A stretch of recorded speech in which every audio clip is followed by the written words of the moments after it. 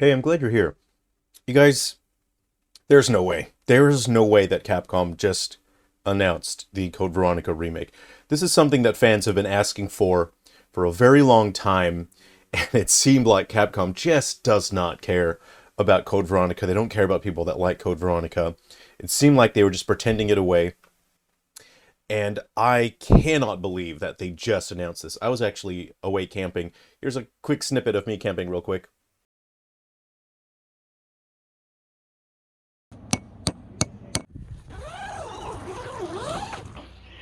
I'm gonna do a pizza in there later on. You all right, Jerrel? Yeah. Grab my stand. I've got citronella oil burning in this. You think you're the queen of the underground?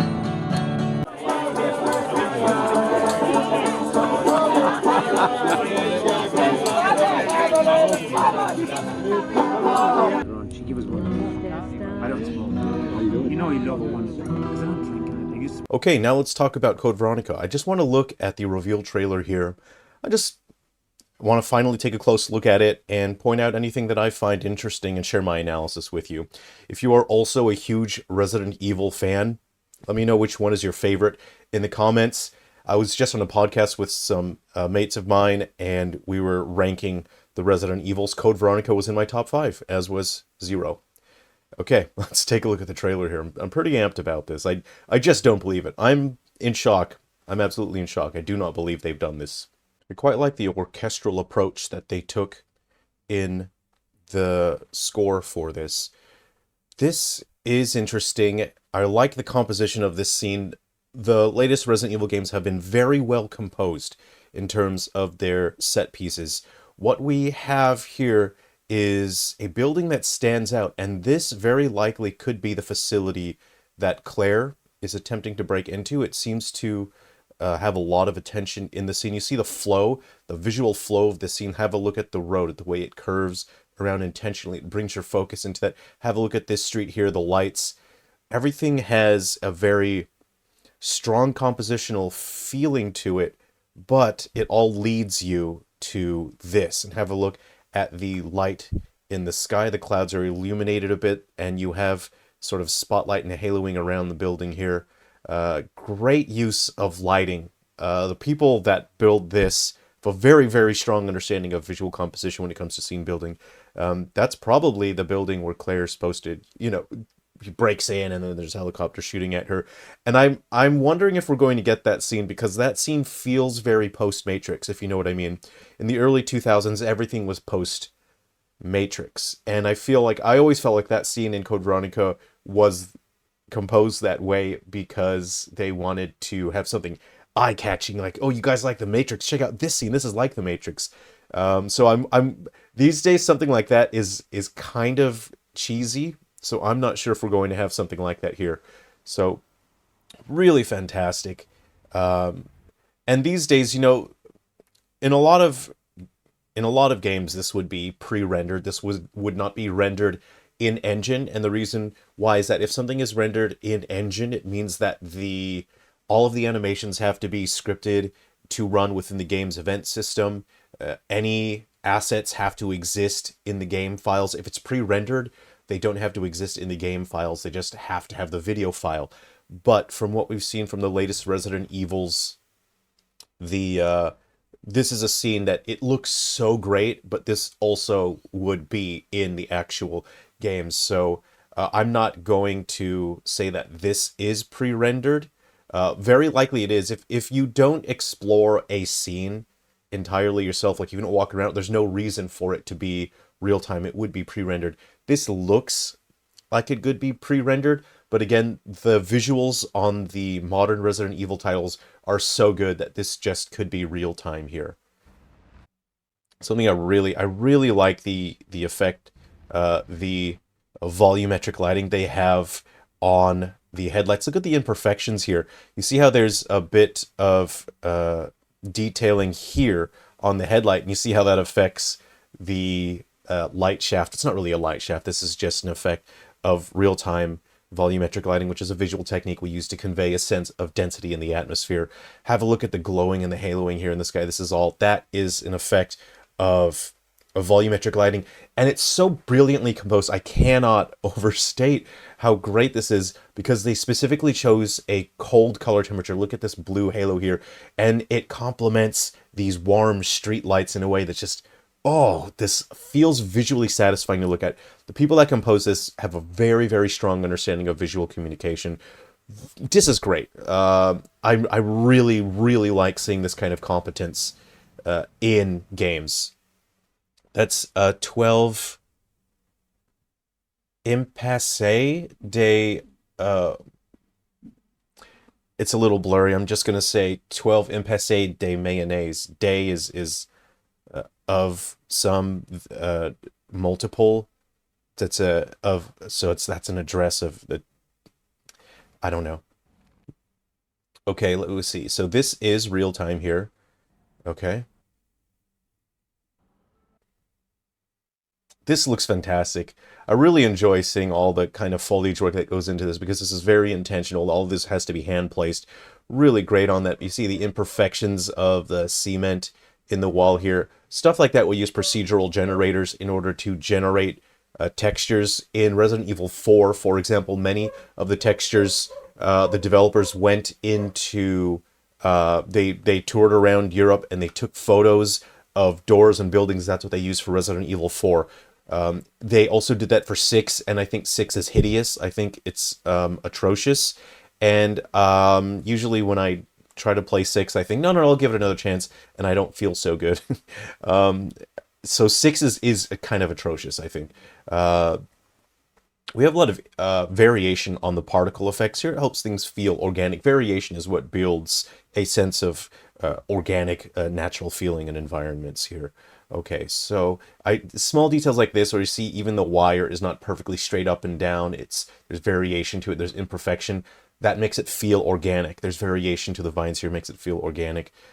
So she's at 12. Okay, she's going to ring here, and then we're so lucky we have these physically based shaders that allow us to have imperfections and variation in the way that a material can catch and reflect light and shadow. And something like this makes it feel like there was a sticker there and it was removed. Small things like this, they're so easy to miss, but work goes into that, into defining that stuff. So if we take a look here, we have Carson, Brun, Lefebvre. It's a bit dark. I'm having a difficulty reading these in the dark. Squiggly line. The gay, I don't know. That's concierge. And if those of you who are not aware, concierge is a French word, and it's just another word for croissant.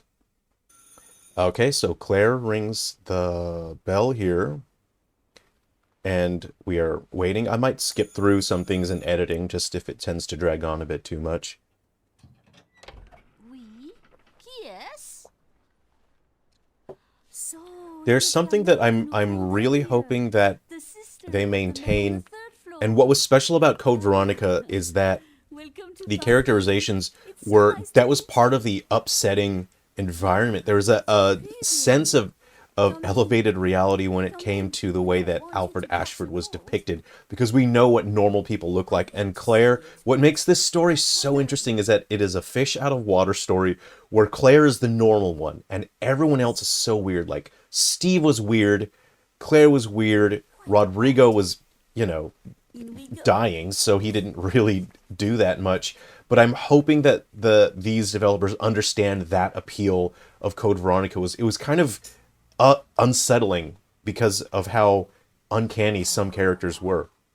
And I hope they maintain that. They don't try and make it too, serious and gritty, And I really, really, again, I really respect the work that goes into the lighting of this. If we didn't have this window here, this would be such a plain scene to look at. It would be so boring. There'd be nothing to look at, right? But we have light.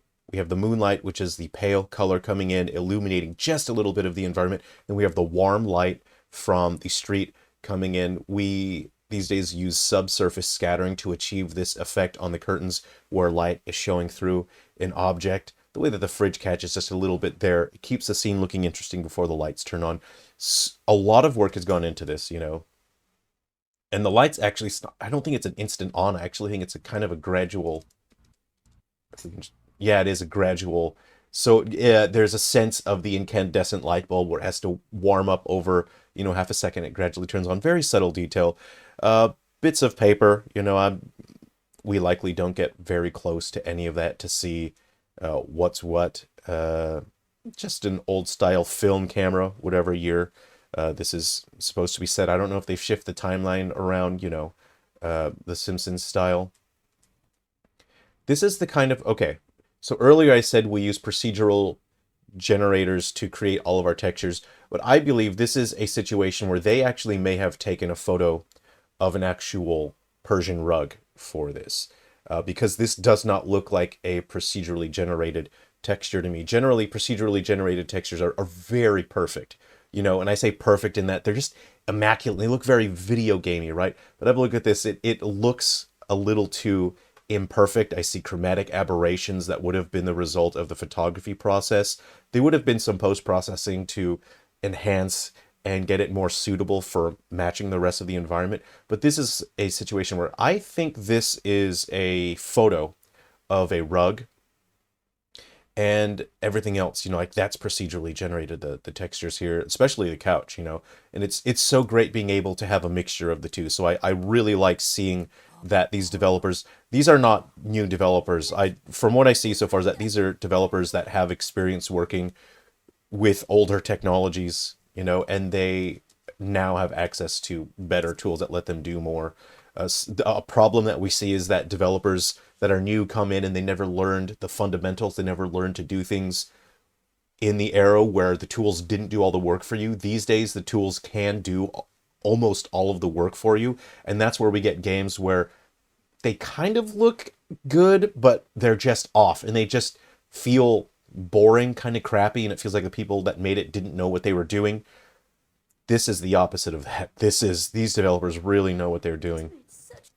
I really like the way that this is composed, where everything just feels organic. Stuff is scattered around. It's not, perfectly piled up in tiles. It's the opposite of a 2D sprite-based game where everything is perfectly tiled together. I often bring up Pokemon Scarlet and Violet, but in Sword and Shield, let's discuss Sword and Shield. That is the exact opposite of this game. That game looks so artificial. There's nothing organic about Sword and Shield because everything is so perfectly tiled together, and it feels like everything exists on a grid. This is the opposite. This just looks fantastic. Small little details like this little weird little pouch thing on the top of the backpack is more specular, helps add imperfections to the environment. Really neat. There's interesting details. I really like the detail that's gone into the box here for the biscuits. Nice old CRT TV there. I really like that you can see even the variation in the knitting of the wool of her jumper, of her jacket. I'll bring some nice coffee to go. I suppose it's a sweater, not a jacket, isn't it? So this is, I wonder if this is real time where you get to pick up the cookies. Probably not, But that's a wool sweater, and those are actually designed to wick water. So fishermen in the olden days would wear those. It would wick the water if it got wet. It would wick that. It's made of high quality wool, which comes from an animal most people refer to as a sheep. I really like the embossing here. You can see this actually has some depth to it. This isn't geometry depth. This is, they'd be using something like a height map, but there's more specularity to it. You see how it catches the light? Fantastic. Fantissimo. I really like seeing those kinds of details. And something I really enjoy with my games, my Silver Falls games, is I like creating all kinds of packaging for the food and, the products that you see around the environments. It's really fun just coming up with a bunch of stuff, So we see a délice du marquis. That's French. It's just another way of saying croissant again. Most words in French are just another way of saying croissant. Fabrication artisanale. Oh, it's artisanally made. Okay, that actually does look delicious. And I think that's a situation where I think they took a photo of something. They had something in real life, took a photo of it, and then they built this, something like this. You would not procedurally generate textures like this. This is something you hand make. So you open your Photoshop or whatever. Nobody wants to use Adobe products anymore. So you take a photo, you have a real product, and then you use that on the packaging. But there's something else here. There's more imperfections to the box. You see how it's kind of squished? I'm not sure if we have to go back a little bit. I'm paying way too much attention to this box of cookies. But you see the crumpling here. So there is actually deformation on the geometry itself. And I believe they've combined that with some normal mapping to convey imperfections. Small details like that. Fantissimo. Fantissimo. It's really great to see that. Okay, I already want to pick up the lighter because I know how Resident Evil works. So you're going to need that. And I feel uncomfortable seeing a lighter like that getting left behind. It's giving me Resident Evil anxiety right there. Vigil. I didn't know Chris smoked. I think they kind of just like didn't bring it up. I know that Leon didn't smoke because when someone asked Leon for a smoke, he said, "No, I got gum." And I always thought, that's pretty cool. That's respectable. A little old TV. I'm not sure what this is supposed to be. It's just a little old, just a painting with a house. I'm not sure if it means anything. We just double check we didn't miss anything in this room. Pills everywhere. Those just boots. I'm not seeing anything that's really worth catching. I'm sure somebody's gonna say, "Oh, that's the exact notebook from the Spencer mansion." You know. Oh, that's the photo of the DJ the Mouse or something, you know. I don't know. It's gonna be something. Anyway. One of my favorite Resident Evil characters is Hunk, and he was always in the background. They never gave him much focus. So this is very exciting to me. So that is such a tiny hole. I really like that transition as well. Very neat. So that was a oneer, right? In cinema they call it a oneer. No cuts, it's seamless. If this was cinema, that's where they would have cut it. So they zoom in there, they transition, the oneer has ended, but it still feels seamless, you know? Okay. Having a look around.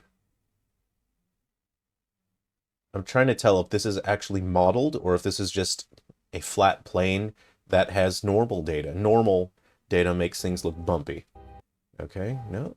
There's 5. Okay, there's a hand. Oh, you know what someone's gonna say? Here, let me go ahead and stretch this. I'm gonna reach. This is called reaching. Make sure I don't dislocate my shoulder here while I reach. That's a 5 because 5 comes after Code Veronica. Stupid. That's dumb. Nobody thinks that. Okay. Here we get our first look. This looks like a real-time environment to me. This looks like it's running real-time. Let's see here. Jeez, they did such a fantastic job with the lighting here. You know, you have the light source here, but you also have a bit of pale moonlight coming from above as well.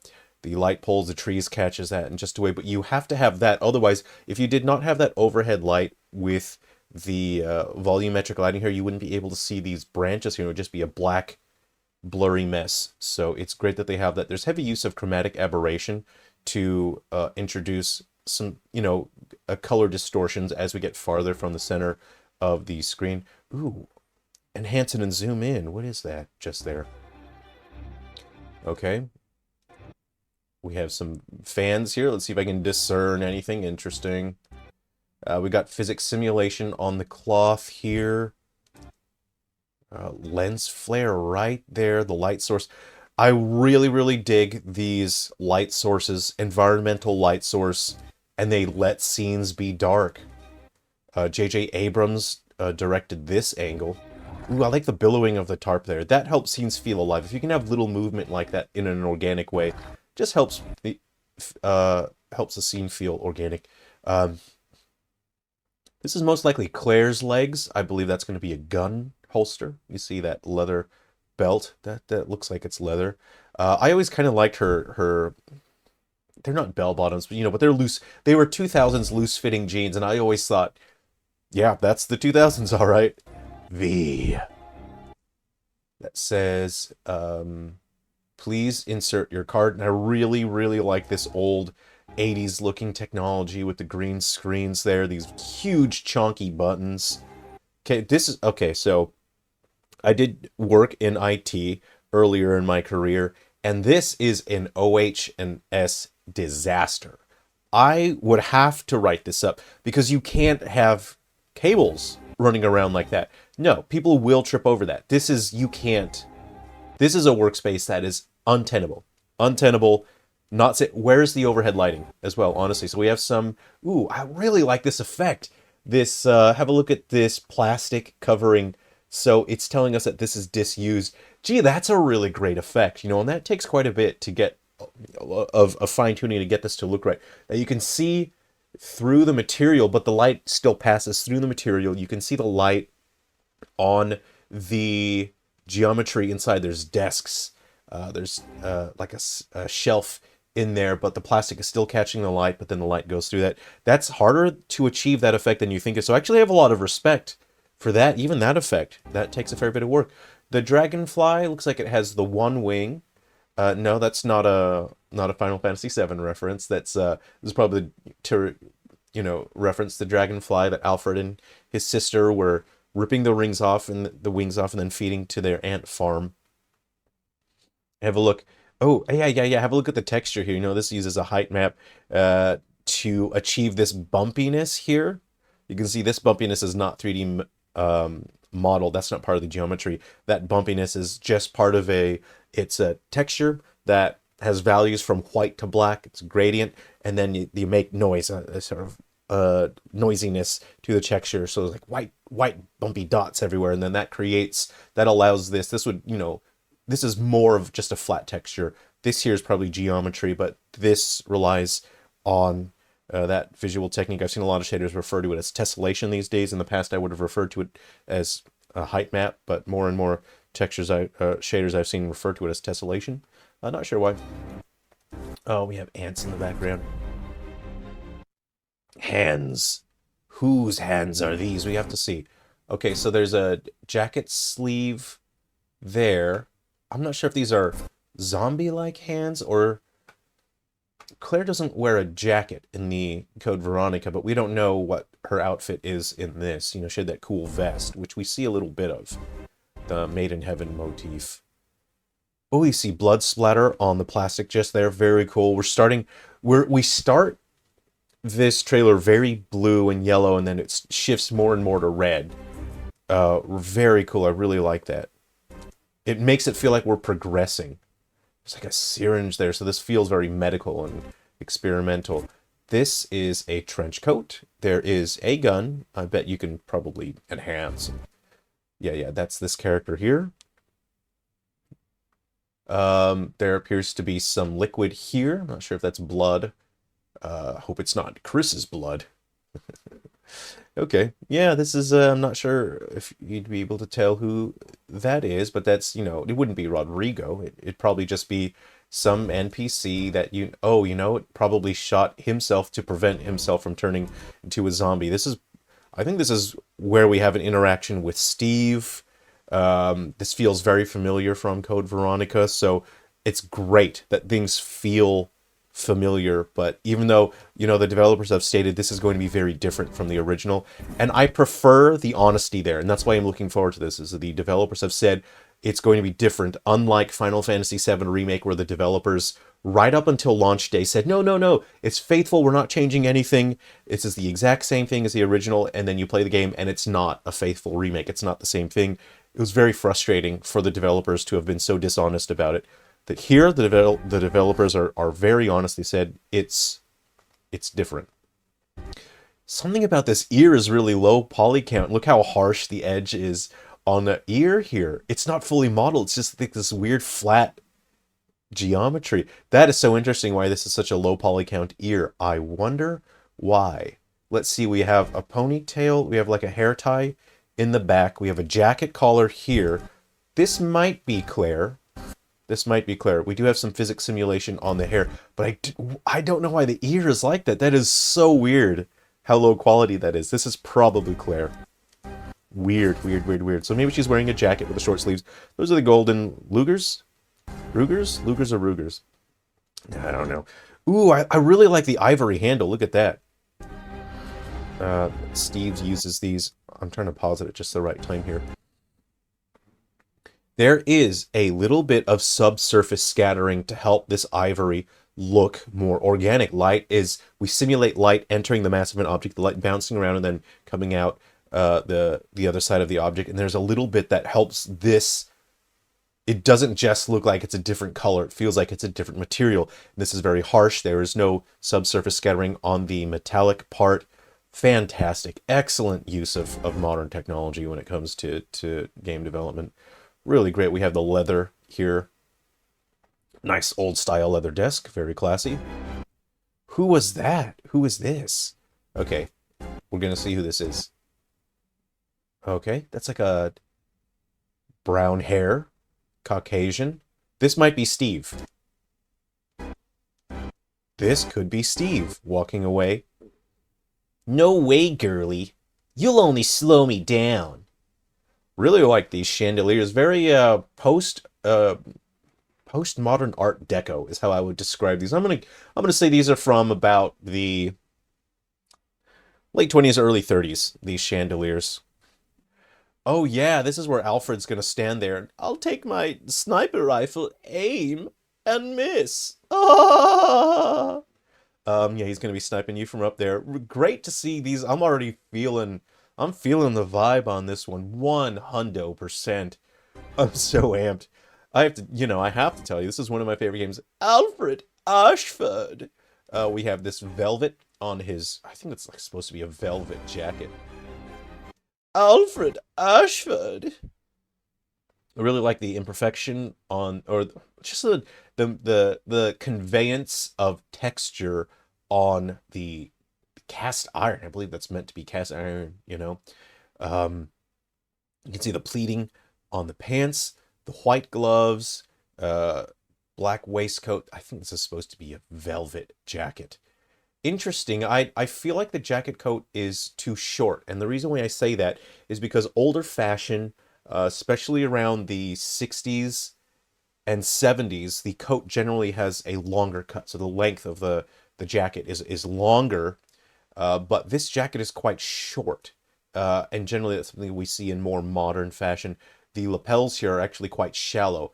If you have a look at the original Alfred, it's kind of military looking, but this looks less military and more of a I wouldn't say leisure suit, because a leisure suit is all matching. This is more of a casual, upper class jacket. So it's quite a different approach. It was very, kind of a military look for the original Alfred Ashford, but that one kind of a different approach, and I like that. I like to see that.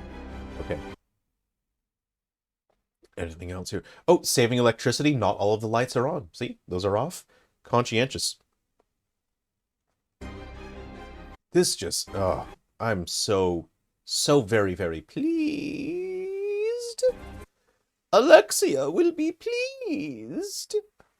This is the entirety of Rockford Island. You see, there appears to be some facility here. So here's the island. But then there's some extension, maybe the island, there's...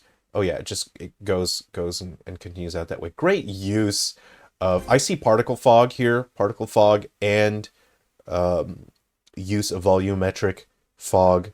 The castle is the highest point here. Great composition work on this. Really fantastic work. And then have a look at how the light... You see these light shafts coming down from the clouds just there. And not too much, but just a little bit of a clearing here where there's less clouds and you can see a bit of light. Fantissimo. This is Hunk here. He's going to deliver a line. Okay, we see Claire's jacket. Okay. We have sleeves, so it's not a sleeveless vest. This is a full jacket. And we have the collar. See how flat her... Oh! Yeah. Look. Her ears are quite flat. That's very interesting. There's not a lot of polygonal detail on the ears. Maybe this is a little early in development then. Oh, have a look at the edge here. So you see this is tapered, the back edge of Hunk's knife. That's to make it thinner so it's easier to pierce your target. See how there's like that flat, thick edge there, which is for stability and strength. And it's thinner here just to have less friction as you stab a target. So this is a blade designed for poking. Okay, let's see. Hunk's going to it feels like he's about to give her a smooch. Now, this is bad positioning. You see where Hunk has placed his hands? I really like the imperfection on the gloves. It looks like the battle worn. You see the imperfection on the wearing down. We used specular maps to convey that roughness and specularity. But have a look at the positioning. Hunk's knife, if he were to stab Claire or make an attempt, he would more than likely stab himself because he is not able to control Claire's movements. If she were to move a little bit while he attempts to stab her, he would end up stabbing himself. So this is bad positioning unless he purposefully is just using this for intimidation, has no intention of stabbing her. I believe he has no intention of stabbing her. Obviously, this is leading into the game, but if you enhance and look at Hunk's goggles here, if you zoom in and enhance, you actually see the shape of a croissant, and that's because this part of the game is set in France. Stupid. I genuinely thought I was going to be able to keep a straight face through that one, but I could not. That's the dumbest. That's so dumb. Okay. All right. This looks fantastic. I am so delighted with this. There's a very fleshy, very moist, fleshy visual motif going on here with these screen transitions. This is a scene again where we interact with Steve. Iconic.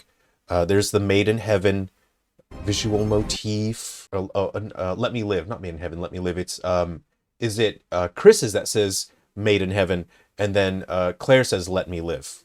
Both of those are references to Queen. Made in Heaven is a Queen album. The name of the album, Let Me Live, is one of the songs. Very cool referencing that. So Claire's one of my favorite characters. Code Veronica is one of my favorite Resident Evil games. I hope you've enjoyed taking a look at this with me. This has been so delightful. Oh, we get a good look at Claire here. Yep. Okay, the pants they're tightened up a little bit on the bottom, you know, but someone, well, you know what I'm sure I've missed? I'm sure DJ is in this, the mouse. Okay, here, her ears look fine here. So why were they low poly count on the other one and then they're fine here? Okay. Oh, it's kind of like a plasticky look. That sort of, you know, the plastic after a couple years, it gets really tacky. So there's a can. She's got the, oh, no. She's got the goodly pants. Okay. Nice pants. Oh, yeah. That is bad takeout. That looks, someone had the runs after that. That's a mess right there. Too much mustard. Okay, we can see some blood. One of those, what are the thermoses that little girls are beating each other up over at school now? Whatever those are. I don't follow internet trends, but I hear about adults, I don't know, making their kids fight each other over these cups. Hemostat. I think this is Rodrigo. Oh no, it's interesting. Yeah, that's such a cool rug pull. Because naturally you would think, oh, you know, in the beginning she meets Rodrigo, and then someone's just standing there. So that's cool. I really like that. But you get this nice. It's a great way to end this trailer with a bang. But why were they all standing there totally quiet until Claire put their light on them? Oh, exit sign right there. You know. So I see 1, 2, 3, 4 of them. This is so cool. So cool. I hope you enjoyed that. I hope you enjoyed taking a look at this. If you're interested in my latest game, very quickly, that's the hero of Destiny was killed by the final boss. In this game, you have to build a team of up to 8 characters. There's more than 50 playable characters, and you have to play as the NPCs. These are the shopkeepers, blacksmiths. They have no magic, no powerful weapons, and you've just got to find a way to defeat the final boss because the hero of Destiny, he wasn't able to do it. He didn't do it. So that game's available on Switch and Steam. It's an action RPG. You can level up your characters, make them more powerful. There's a Battle Coliseum, but it's very much like a puzzle solver. You have to try and puzzle solve your way out of battles because all of the enemies are way stronger than you. So check that out if you'd like. And yeah, I hope you enjoy taking a look at Resident Evil with me. This has been really exciting. I'm taking a look at the Final Fantasy Revelation next. Okay, I'll see you around.